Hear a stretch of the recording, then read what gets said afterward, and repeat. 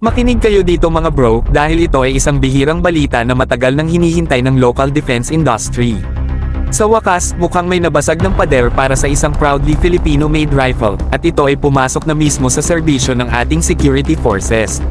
Filipino Arms Company Arms for Global Defense may have finally scored its first real breakthrough matapos mag-award ang Philippine Coast Guard ng kontrata para sa 1,666 units ng bagong Arms for Road 4 5.56mm assault rifle, kasama na ang optical sights. Hindi ito maliit na bagay, mga bro.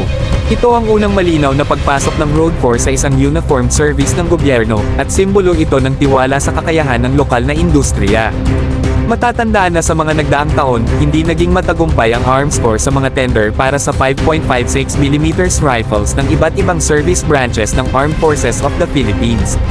Sa halip, ang mga kontrata ay napunta sa mga foreign arms manufacturers, kahit na paulit-ulit na sinasabi ng DND na ang Self-Reliant Defense Posture o SRDP program ay isa sa kanilang top priorities.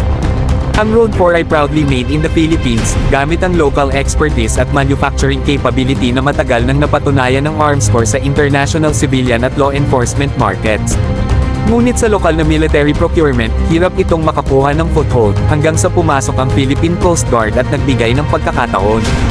Para sa Arms Corps, hindi lang ito sales figure, kundi validation na kaya ng local manufacturer na makipagsabayan sa foreign brands pagdating sa quality, reliability, at performance.